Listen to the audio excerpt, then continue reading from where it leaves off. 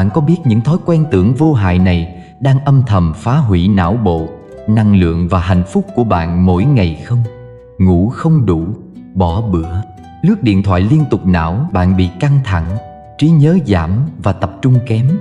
Ngay cả khi bạn nghĩ mình đang làm tốt, não vẫn đang mệt mỏi mà bạn không hay. Hãy thử những thay đổi nhỏ nhưng hiệu quả ngay. Ngủ đủ 7 đến 8 tiếng, ăn đủ bữa, uống nước và bổ sung rau củ. Tắt thông báo điện thoại, dành vài phút nghỉ ngơi cho não. Chỉ vậy thôi, bạn sẽ thấy minh mẫn, tập trung và tràn đầy năng lượng. Mạng xã hội và đa nhiệm liên tục khiến bạn căng thẳng, lo lắng và cảm giác mình thua kém người khác. Não bạn không được nghỉ, hạnh phúc bị đánh cắp. Hãy thử ngay hôm nay. Có thể chỉ một thay đổi nhỏ mà kết quả lại rất lớn. Bạn đang tự hại não mình mỗi ngày. Câu ấy không phải lời mắng, mà là lời thì thầm nhẹ nhàng nhưng chân thật, để bạn dừng lại và nhìn cho kỹ những thói quen tưởng vô hại đang ăn mòn sự sáng suốt của mình. Mỗi ngày, chúng ta thức dậy với một danh sách việc cần làm dài như cuộn phim. Tay chạm điện thoại trước khi mắt kịp mở ra, lướt qua thông báo như người hái trái trên cây, hái cho đến khi cây trơ cành. Những cú chạm, những tab mở dồn dập, những email nhảy múa trên màn hình, tất cả hợp lại thành một nhạc nền hỗn độn, khiến não phải chạy đua, não phải chia đôi, não phải bật tắt liên tục giữa nhiệm vụ này và nhiệm vụ nọ, như một chiếc đèn pha cố soi cùng lúc nhiều lối đi. Đến cuối ngày ánh sáng mệt mỏi, lóa và chẳng thấy đường nào rõ. Có một hình ảnh tôi thích dùng để diễn tả điều này, đó là cái ao nước tịnh. Mặt ao lúc ban đầu trong veo, phản chiếu bầu trời, cho ta thấy từng đám mây, từng chiếc lá rơi. Nhưng chỉ cần một hòn sỏi gợi lên hàng loạt hạt sóng, rồi thêm một cú đá khác, thêm một chiếc lá rơi, ao từ từ trở nên gợn sóng, mù mịt. Cuối cùng, dù mặt trời vẫn ở đó, bạn không thể nhìn thấy bóng trên đáy nước nữa. Não chúng ta, khi bị xao lãng liên tục, cũng tương tự. Từ thứ tinh tế, suy nghĩ sâu, dần trở nên mơ hồ. Hãy nghĩ đến EQ và khả năng tập trung không phải là thứ có sẵn rồi mãi mãi. Đó là vườn, cần tưới, cần cắt tỉa. Nhưng thói quen hiện đại giống như sâu rầy, âm thầm nhấm nháp từng cọng cỏ, khiến vườn giảm sức sống. Một tin nhắn vô thưởng vô phạt, một livestream lướt qua, một cuộc gọi không quan trọng, tất cả cộng lại lấy đi từng chút năng lượng tinh thần, làm bạn dễ quên, khó suy nghĩ sâu hay nổi cáu vì chuyện nhỏ nhặt. Tôi kể bạn nghe một câu chuyện có thật về anh Nam, khoảng ngoài 40, một người đàn ông hiền lành, có gia đình nhỏ, làm quản lý ở một công ty nhỏ. Hàng ngày anh chở con đi học, về nấu cơm, rồi ngồi trước máy tính làm việc đến khuya, điện thoại luôn để cạnh giường. Sáng dậy là mở, tối đi ngủ là lướt. Ban đầu mọi thứ ổn, anh tự nhủ mình sẽ làm nhiều việc hơn. Nhưng dần dần con số lỗi trong công việc tăng. Anh quên một cuộc họp quan trọng, rồi quên lời hứa với vợ. Rồi một hôm, giữa giờ họp trực tuyến, anh bỗng đứng hình và không nhớ mình đang thuyết trình gì. Mặt anh trắng bệch, cảm thấy như mất phương hướng. Đồng nghiệp nhìn anh với ánh mắt ái ngại, anh thoáng muốn trốn. Đỉnh điểm là một buổi tối, vợ anh khóc trong bếp, con nhỏ ngủ quấy. Anh nhìn gương mặt người bạn đời, nhìn những sợi tóc bạc lấm tấm. Anh thấy sợ, không phải sợ mất việc, mà sợ mình đang trở thành kẻ vô hồn, mất đi khả năng nghĩ sâu, mất đi sự kiên nhẫn để lắng nghe con kể về trường học, mất đi năng lượng để ôm vợ sau một ngày dài. Anh như người bị choáng giữa đường, mọi thứ đều mơ hồ. Và trong khoảnh khắc đó, anh nhận ra mình đã tự hại não mình mỗi ngày bằng thói quen không ngừng kết nối, bằng việc sống ở bề mặt mọi thứ mà quên mất gốc rễ. Câu chuyện của anh Nam có lúc kịch tính, có lúc khiến người nghe hơi sốc, nhưng kết cuối không phải là bi kịch. Anh quyết định thay đổi, không làm lớn lao.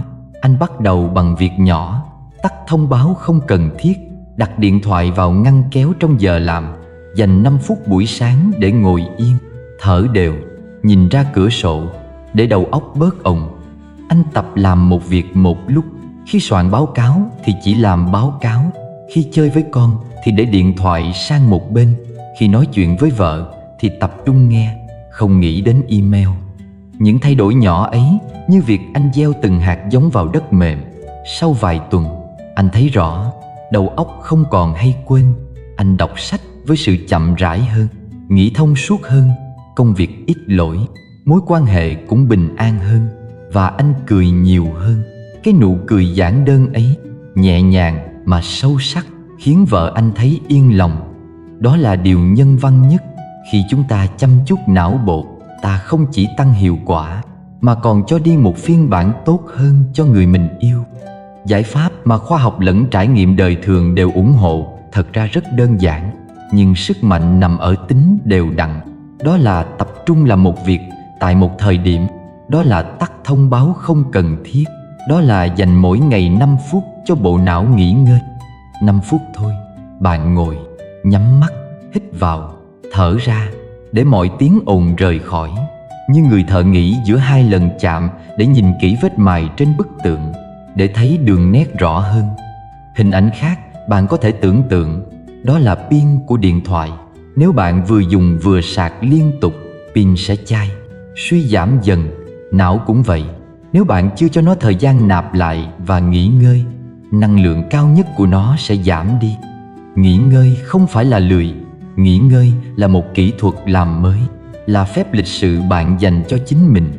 Với khán giả ở độ tuổi từ 30 đến 50, đây là thời điểm bạn dễ rơi vào vòng quay công việc, gia đình, trách nhiệm. Dễ tin rằng đa nhiệm là biểu hiện của năng suất, nhưng thực ra đa nhiệm nhiều khi là biểu hiện của sự phân tán. Hãy cho phép mình thử nghiệm. Một tuần một lần bắt đầu bằng 5 phút nghỉ ngơi. Một ngày một lần tắt thông báo trong 1 tiếng. 1 tháng tăng dần, bạn sẽ thấy sự khác biệt. Kết thúc câu chuyện, tôi không muốn cho bạn một bài giảng dài. Tôi chỉ muốn mời bạn một thử thách nhỏ, như mời một người bạn uống một tách trà, chậm rãi, và nói: hôm nay bạn đã cho não mình nghỉ ngơi chưa? Nếu bạn có một khoảnh khắc thay đổi giống anh Nam, hoặc một thói quen nhỏ đã giúp bạn tỉnh táo hơn, hãy chia sẻ, kể cho người khác nghe. Bởi lời kể của bạn có thể là hạt giống cho một người đang lạc giữa nhiều tiếng ồn. Bạn có thể thử ngay bây giờ, tắt một thông báo, dành 5 phút im lặng, rồi quay lại và kể cho tôi thấy cảm giác. Hoặc đơn giản nhắn một dòng dưới đây rằng bạn sẽ bắt đầu từ đâu. Tôi sẽ đọc và cùng bạn ghi nhận từng bước nhỏ. Bạn lúc nào cũng mệt mỏi. Câu hỏi ấy không phải là lời trách móc, mà là một lời mời nhẹ nhàng để bạn dừng lại và nhìn vào những khoảng lặng trong ngày, những thói quen tưởng vô hại nhưng âm thầm chất đầy trong đầu bạn như rác trong con kênh không được nạo vét. Chúng ta vẫn nhầm tưởng ngủ đủ thời lượng là ngủ ngon, nhưng giấc ngủ chỉ là một nửa của câu chuyện. Nửa còn lại là chất lượng của giấc ngủ, là trạng thái bạn mang vào giấc ngủ. Bạn có thể đóng mắt 7, 8 tiếng, nhưng nếu trước đó bạn nhìn màn hình suốt tối, ăn đầy thông tin nhiễu, ôm theo lo lắng và kế hoạch cho ngày mai, não bạn như một căn phòng chưa dọn, mọi thứ vương vãi trên sàn. Bạn chỉ phủ chăn lên rồi mong sáng mai thức dậy thấy sạch sẽ. Sáng thức dậy, bạn vẫn mệt bởi vì não chưa được dọn rác. Hãy tưởng tượng bộ não như một căn bếp. Sau một ngày nấu nướng, nếu bạn không rửa bát, không lau bếp, mùi sẽ ám, kiến sẽ kéo về, bếp không còn sẵn sàng cho món ăn mới. Giấc ngủ là khoảng thời gian để rửa bát của não. Nhưng nếu bạn để màn hình xanh le lói trước khi ngủ, bạn ném thêm muỗng nĩa vào chậu, bạn đánh thức các suy nghĩ, bạn kích hoạt các vòng dây thần kinh, khiến quá trình dọn dẹp ban đêm bị gián đoạn. Có một câu chuyện tôi muốn kể về chị Hoa ở giữa độ tuổi 40, một người phụ nữ gầy gò, dáng thấp, là mẹ đơn, làm 2 công việc, buổi sáng phụ trách lớp học, buổi tối nhận biên tập sách. Chị luôn mệt, nhưng khi người quen hỏi, chị khoe: tôi ngủ đủ 8 tiếng, nên ai cũng lắc đầu, không hiểu vì sao. Một hôm, con chị sốt cao, chị ôm con thức, rồi hôm sau vẫn đi làm. Trên đường về, chị ngủ quên lúc chốt đèn đỏ. May mắn không có tai nạn, nhưng gương mặt chị trắng bệch, đôi mắt trũng sâu như người thiếu nước. Đó là khoảnh khắc chị nhìn mình thật kỹ. và nghe tiếng thầm thì của cơ thể, rằng sự mệt mỏi không chỉ là thiếu ngủ mà là sự tích tụ của ngày này qua ngày khác, là não chưa được xả rác. Trong cuộc sống hiện đại, chúng ta sống trong một dòng sông thông tin. Mỗi tin nhắn là một viên sỏi rơi xuống mặt nước, khiến sóng gợn. Nếu cả ngày bạn để sóng gợn, đến khi cần tỉnh, nước không kịp lắng, bạn thấy mệt vì không thể suy nghĩ sâu, bạn quên chi tiết, bạn thiếu kiên nhẫn, bạn mất cảm giác an nhiên. Chúng ta cần học cách cho nước lắng xuống, và đó bắt đầu bằng việc tránh màn hình trước khi ngủ, bằng việc chuẩn bị cho não một không gian an tĩnh để nghỉ ngơi thật sự. Chị Hoa bắt đầu làm thử, không phải bằng quyết tâm lớn lao, mà bằng việc nhỏ. Chị đặt điện thoại cách giường, tắt tất cả thông báo không cần thiết. Trước khi ngủ, chị đọc vài trang sách giấy, hoặc ngồi yên 5 phút, nhắm mắt, lắng nghe tiếng thở của mình. Chị bắt đầu học cách rời xa màn hình trước nửa tiếng, rồi tăng lên thành 1 tiếng. Ban đầu chị thấy khó chịu, cảm giác như mất một phần bản thân, như thiếu một chiếc áo khoác quen. Nhưng dần dần, chị ngủ sâu hơn, giấc mơ ít rối. Sáng ra chị không còn cảm giác đầu nặng như một tảng đá. Chị nhớ tên một cuốn sách mình đang đọc. Chị nghe con kể về trường lớp với sự chú ý hơn. Khuôn mặt chị bớt mệt mỏi, có ánh mắt sáng lên như một bầu trời sau cơn mưa. Hình ảnh khác tôi muốn bạn giữ, đó là bộ lọc của máy pha cà phê. Nếu bộ lọc bị nghẹt, cà phê chảy chậm, đắng hơn. Nếu bạn không làm sạch, từng tạp chất sẽ len vào, hương vị mất đi. Não cũng vậy, nếu bạn không cho nó thời gian và điều kiện để lọc những tạp niệm, những tin tức không cần thiết, những sự lo lắng vụn vặt sẽ thấm sâu, khiến bạn mệt mỏi. Kết quả không phải là bạn lười, mà là quá tải.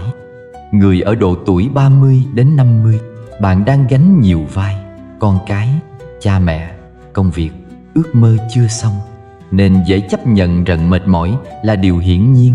Nhưng điều ấy không có nghĩa là bạn bất lực. Bạn có thể bắt đầu bằng việc nhỏ nhất: thay đổi tư thế trước khi ngủ, tránh ánh sáng xanh, tắt màn hình, viết vài dòng nhật ký để xếp các suy nghĩ ra giấy, hoặc dành 10 phút buổi tối để thở, để cảm nhận cơ thể, để nói với bản thân một câu nhẹ nhàng: mỉm cười là được, biết đủ là hạnh phúc. Có lúc thay đổi khiến bạn surprise, có lúc bạn sẽ cảm thấy hơi sút, như chị Hoa khi nhận ra mình suýt ngủ gật khi lái xe. Như người chồng tên Quang, khoảng 35, sau một chuỗi ngày làm việc không ngừng, anh nhận ra mình không còn thuộc tên bài hát con yêu thích. Anh không còn kể được một câu chuyện dài cho vợ. Anh bàng hoàng, rồi bật khóc vì sợ mình đang mất đi những mảnh đời quý giá. Kịch tính có thật, nhưng ánh sáng cuối đường hầm cũng có thật. Khi anh bắt đầu thay đổi, anh thấy trí nhớ trở lại. Anh tìm lại niềm vui trong những điều nhỏ, và gia đình lại có tiếng cười. Những phương pháp không cần phải cao siêu. Khoa học đã chỉ ra giấc ngủ sâu hỗ trợ quá trình dọn dẹp synaptic, giúp loại bỏ các chất thải chuyển hóa trong não, giúp củng cố ký ức. Nhưng bạn không cần hiểu chữ chuyên môn. Bạn chỉ cần biết rằng cho não một không gian không bị kích thích trước khi ngủ sẽ giúp bạn tỉnh táo hơn vào ngày hôm sau. Nghỉ ngơi là phép tắc đối xử tử tế với bản thân. Nghỉ ngơi không phải thiếu trách nhiệm. Nghỉ ngơi là cơ hội để bạn cho đi phiên bản tốt hơn đến công việc, đến gia đình, đến chính mình. Tôi muốn mời bạn thử một thói quen đơn giản, như một thử nghiệm nhỏ, kéo dài 1 tuần. Trước khi ngủ nửa tiếng, tắt màn hình, viết 3 điều biết ơn trong ngày, hít thở chậm 5 phút. Sau 1 tuần, ghi lại cảm nhận. Bạn sẽ thấy sự khác biệt, có thể nhẹ, có thể rõ, nhưng đó là bước đầu tiên để dọn dẹp rác trong đầu. Nếu bạn luôn cảm thấy mệt mỏi, xin đừng vội coi đó là bản chất. Hãy coi đó là một tín hiệu, một lời gọi của thân xác và tâm hồn, rằng bộ não cần được chăm sóc, cần được dọn dẹp, để bạn có thể nghĩ sâu hơn, để bạn có thể yêu thương trọn vẹn hơn, để bạn có thể mỉm cười nhiều hơn. Đời đang mời gọi bạn một lần thôi. Thử buông điện thoại xuống trước khi ngủ, và để sáng mai bạn gặp một phiên bản tỉnh táo hơn của chính mình. Nếu bạn muốn, kể cho tôi nghe, bạn sẽ bắt đầu từ đâu? Bạn sẵn lòng thử một tuần không màn hình trước giấc ngủ chứ? Hoặc nếu bạn đã từng thử và thấy khác biệt, hãy chia sẻ câu chuyện của bạn ở dưới. Tôi rất muốn đọc và cùng bạn ghi nhận từng bước nhỏ. Bạn bỏ bữa. Câu ấy nghe có vẻ nhỏ, như một thói quen vặt vãnh giữa bộn bề. Nhưng nếu nghe kỹ, đó là tiếng chuông cảnh báo của cơ thể. Một lời thầm thì rằng bạn đang lấy cạn nguồn nhiên liệu của chính mình. Và não bạn, bánh răng tinh tế nhất của đời sống, đang đi chệch nhịp vì thiếu nhiên liệu. Chúng ta thường nghĩ bận rộn là danh dự, quên ăn là chứng tỏ mình chịu được vất vả. Ăn nhanh là một nghệ thuật sinh tồn trong thế giới kim đồng hồ. Nhưng sự thật thì giản đơn hơn và nghiệt ngã hơn. Não bộ cần nhiên liệu đúng lúc. Nếu bạn bỏ bữa, ăn qua lo, não sẽ thiếu đường, thiếu amino acid cần cho truyền dẫn thần kinh. Bạn sẽ thấy mình lơ mơ hơn, hay quên hơn, mất tập trung hơn. Như một ngọn nến được thổi bớt ngọn lửa, ánh sáng yếu ớt, không còn đủ để soi đường. Tưởng tượng não bạn như một chiếc xe. Bạn không thể mong nó chạy 200 cây số với bình xăng chỉ còn nửa lít. Bạn không thể ép bản thân sáng suốt nếu bụng rộng, mà năng lượng từ bữa ăn chính là xăng cho hành trình suy nghĩ, là muối cho hương vị cuộc đời. Một miếng cơm, một miếng cá, một nắm rau không chỉ lấp đầy dạ dày mà còn tái tạo những kết nối nhỏ bé trong não, giúp bạn nhớ tên bài hát con hát, nhớ cuộc hẹn với đồng nghiệp, nghe vợ kể chuyện mà không phải gật cầm chừng cho lịch sự. Tôi muốn kể bạn nghe về chị Mai. Năm nay ngoài 35, làm đầu bếp cho một nhà hàng. Cuộc sống của chị như một vòng quay không có điểm dừng. Sáng chuẩn bị bữa cho khách, trưa chạy giao đồ, tối về tranh thủ lo tươm tất cho con nhỏ. Chị thường ăn qua loa, mốt miếng bánh mì, một ly cà phê, rồi lại lao vào bếp, bởi chị nghĩ mình phải làm sao cho kịp đơn hàng. Nhưng rồi những dấu hiệu nhỏ bắt đầu xuất hiện. Chị quên mua thịt cho món hôm đó. Chị bỏ lỡ tin nhắn của nhà cung cấp. Khách hàng phàn nàn món không vừa ý. Chị bối rối, cố kéo mình tỉnh lại bằng một ly năng lượng hay đường. Nhưng cơn mệt vẫn bám lấy như sương mù. Một buổi tối, khi đang nấu, chị bỗng thấy mình choáng váng, tay run khi lật chảo. Mùi thức ăn trở nên gắt. Chị ngồi xuống, nước mắt rơi vì xấu hổ. Bởi không phải chỉ mất vài công việc, mà chị nhận ra mình đang làm tổn thương đứa con thơ đang nhìn mẹ với đôi mắt khắc khổ. Chị sợ mình sẽ không còn nhớ được những câu chuyện ru con. Chị sợ mình trở thành người không có năng lượng để sống. Đó là khoảnh khắc kịch tính, như một bản nhạc bỗng tắt giữa chừng, khiến chị bị sốt thật sự. Nhưng câu chuyện không dừng ở đó, bởi hành trình chữa lành thường bắt đầu bằng một quyết định nhỏ. Chị Mai bắt đầu học cách ăn đủ bữa, không phải bằng việc ăn thật nhiều, mà bằng việc ăn đúng, đủ protein, rau củ và uống nước đều đặn. Chị mang theo những hộp cơm nhỏ, một nắm đậu phộng, một trái táo và đặt giờ nhắc nhở trên điện thoại để không quên bữa trưa. Ban đầu, chị cười khì vì thấy như trẻ con, nhưng sau vài ngày, chị nhận ra điều khác biệt. Đầu óc nhẹ nhàng hơn, không còn tình trạng quên linh tinh. Chị nhớ chính xác đơn hàng, tay nghề ổn định, và điều quý nhất, chị có thể kể cho con nghe một câu chuyện dài trước khi ngủ mà không bị lạc mạch. Hình ảnh tôi hay dùng để nói về ăn uống đúng cách, đó là cái bếp ấm. Khi bạn nấu ăn cẩn thận, bạn không chỉ cho vào nồi những nguyên liệu, mà bạn cho vào đó tình yêu và sự trân trọng. Bữa ăn trở thành một nghi thức, là khoảnh khắc bạn hồi phục, xua đi mệt mỏi. Hoặc bạn có thể tưởng tượng bộ não như một vườn cây.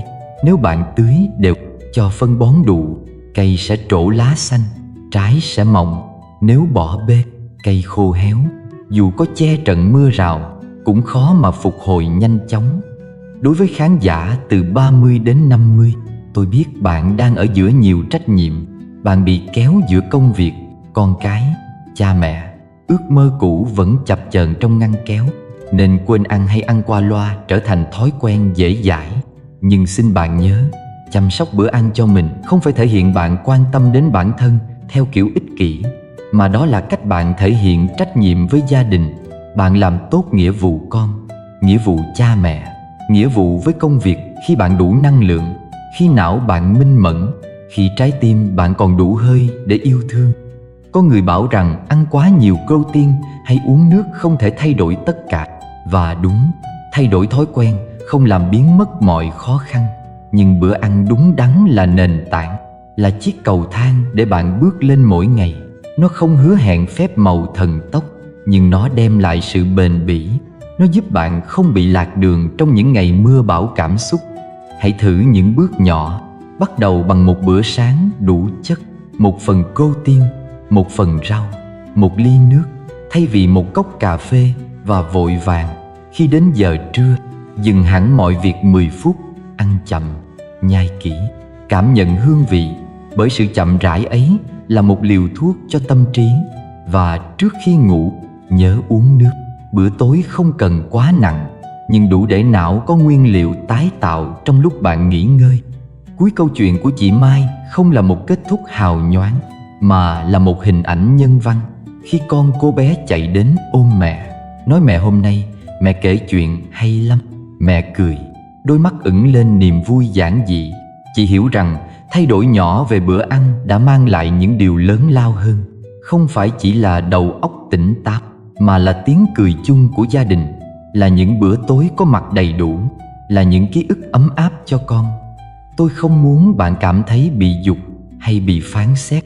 Tôi chỉ muốn nhẹ nhàng mời bạn thử nhìn vào chiếc đĩa trên tay, xem đó có phải là nguồn năng lượng bạn xứng đáng nhận hay không. Và nếu bạn đã từng bỏ bữa và thấy hậu quả, kể cho tôi nghe câu chuyện của bạn. Hoặc nếu bạn sẵn sàng thử một tuần ăn đầy đủ, chia sẻ điểm khởi đầu của bạn, tôi sẽ đọc và cùng bạn ghi nhận từng bước nhỏ. Bởi đôi khi, chỉ một hộp cơm, một ly nước có thể trở thành chiếc phao để bạn bơi về bến an yên. Mỉm cười là được, biết đủ là hạnh phúc. Bạn sẽ bắt đầu từ đâu? Bạn bị nghiện điện thoại đến mức nào? Câu hỏi ấy không phải để kết tội, mà là để bạn lắng nghe, để nhìn lại những phút giây nhỏ nhoi đang ăn mòn thời gian và sự chú ý của mình, và để nhận ra rằng thói quen tưởng vô hại ấy có thể khiến não bạn mệt mỏi, căng thẳng và mất đi khả năng sáng tạo vốn có. Buổi sáng, nhiều người trong chúng ta mở mắt rồi chạm vào màn hình như tiếp nhận một liều vaccine thông tin, tin nhắn, email, mạng xã hội. Tất cả đổ vào đầu như một cơn mưa nhỏ nhưng không ngớt. Chúng làm ướt mọi khoảng trống cần cho suy nghĩ sâu, làm não phải bật tắt liên tục giữa các nhiệm vụ, và kết quả là bạn căng thẳng, giật mình, dễ bị phân tâm, thậm chí mất ngủ. Thói quen lướt một chút biến thành hàng giờ, và chính những giờ ấy lấy đi của bạn khả năng làm việc sâu, lấy đi khoảnh khắc thực sự hiện diện bên người thân, lấy đi phần sáng tạo tinh tế mà bạn từng tự hào. Hình ảnh tôi hay dùng để diễn tả điều này là con đom đóm và ngọn lửa. Con đom đóm bay quanh ngọn lửa mãi, bị hút vào ánh sáng, quên mất bầu trời rộng lớn, quên mất con đường mình đã đi qua. Điện thoại cũng như ngọn lửa ấy, nó tỏa sáng, thu hút, nhưng càng nhìn lâu, bạn càng cảm thấy mắc mỏi, tim rối, trí óc lộn xộn. Hay bạn có thể tưởng tượng mình như một chiếc thuyền ra khơi, nhưng trên bôn chất đầy những lồng chim. Mỗi tiếng chuông là một con chim vỗ cánh. Chiếc thuyền không thể lặn để nghe gió, vì cứ mở ra một tiếng, lại một tiếng. Bạn sẽ ngạc nhiên khi biết rằng việc tắt thông báo, dành thời gian nghỉ ngơi mỗi 1 đến 2 giờ và tạo những khung thời gian làm việc sâu không phải là những thủ tục cứng nhắc, mà là phép lịch sự bạn dành cho não bộ, là cách bạn bảo vệ sự sáng tạo, giữ lại năng lượng để yêu thương, để suy nghĩ, để làm những việc có ý nghĩa.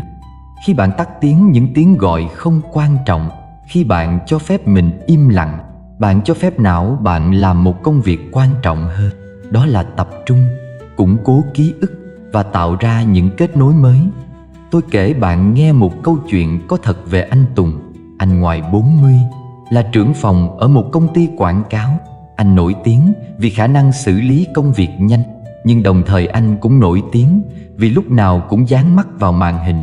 Từ giờ làm đến khi nằm trên giường, điện thoại như một phần của anh. Ai cũng khen anh nhiệt tình, nhưng chị vợ thì lặng lẽ than. Con gái nhỏ cứ hỏi ba ơi, ba nghe con nói không, rồi lặng lẽ quay đi. Một hôm, trong một buổi họp gia đình quan trọng, Con gái, anh phải hát một bài. Cả nhà ngồi chờ. Anh nhận một cuộc gọi khẩn. Anh xin phép ra ngoài, nhưng thay vì ghi chú xong rồi quay lại, anh lạc trong màn hình, quên mất con đang trình diễn.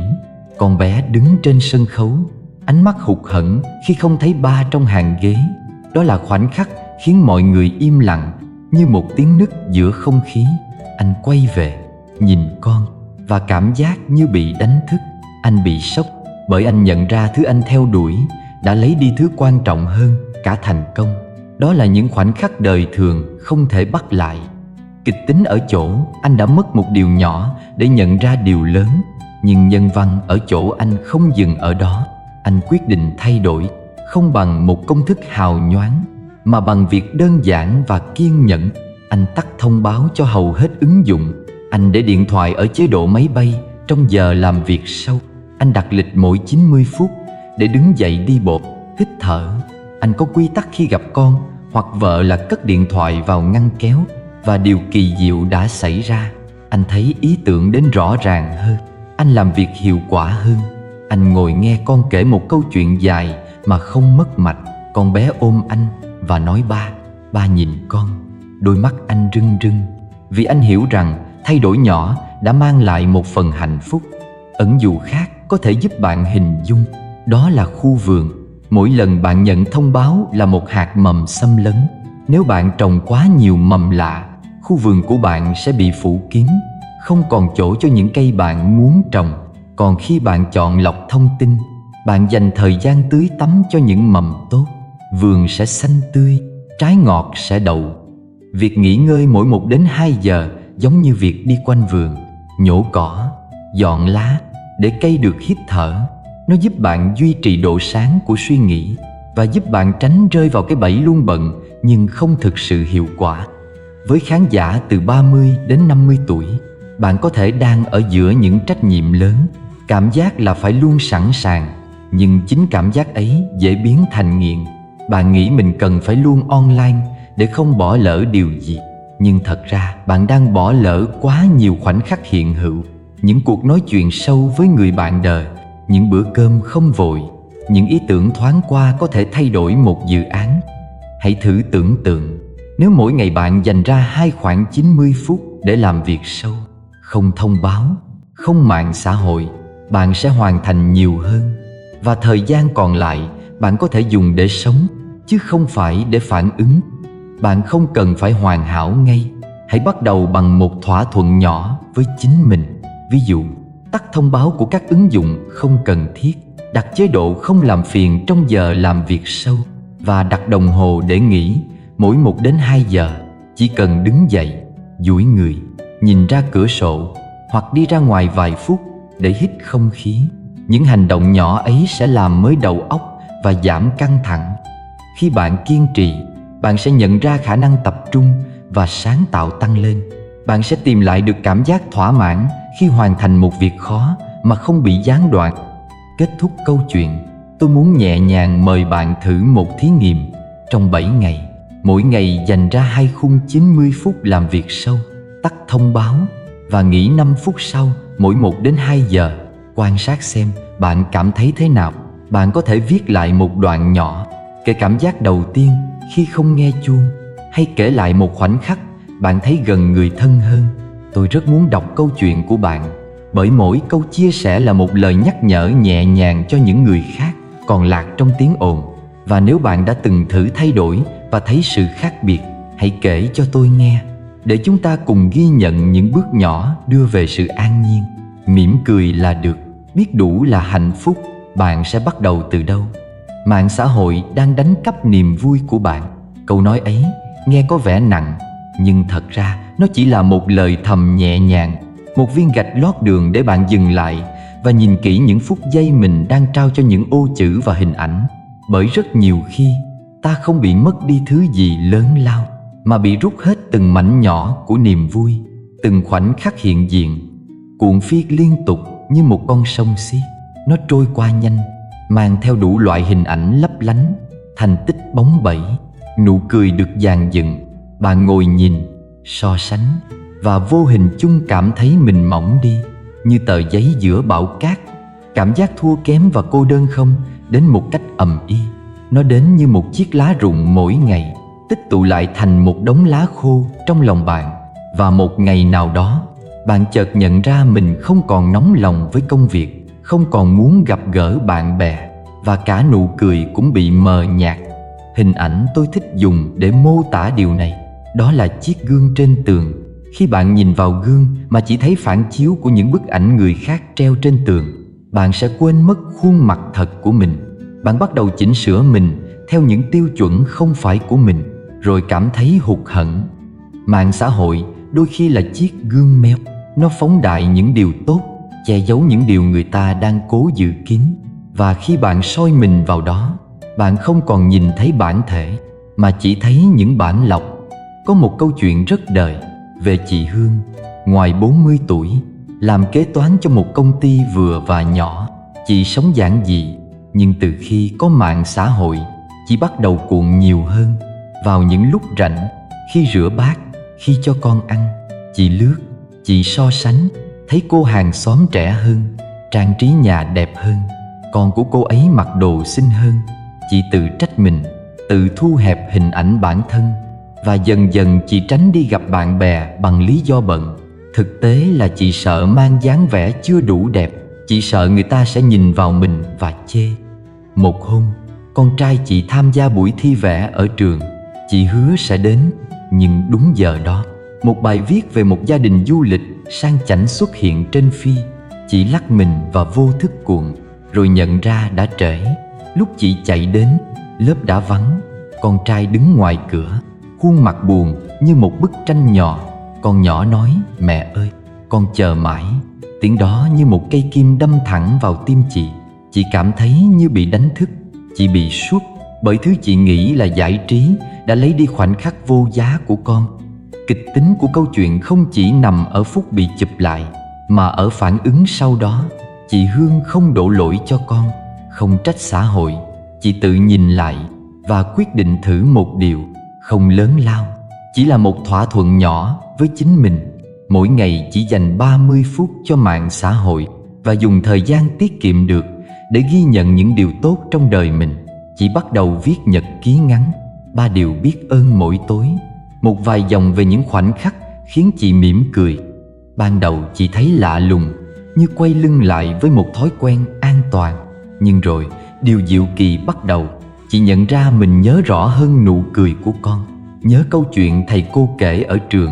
Chị cảm nhận bữa cơm tối với chồng có vị ngon hơn, tâm trạng nhẹ nhàng hơn, cảm giác bị thua kém lùi dần, bởi chị bắt đầu tập trung vào những gì mình có, thay vì những điều người khác khoe. Hình ảnh cuối cùng của câu chuyện là buổi tối chị và con ngồi vẽ chung. Tiếng cười của con vang lên. Chị nắm tay con và nói: "Mẹ thấy vui khi được ở bên con." Câu nói mộc mạc ấy, nhân văn thay, chính là niềm vui bị trả lại. Ẩn dụ khác giúp bạn thấy rõ hơn, đó là chiếc két sắt chứa những kỷ niệm. Khi bạn liên tục cất vào đó những bức ảnh của người khác, bạn sẽ quên mở két ra và nhìn những thẻ bài nho nhỏ của mình.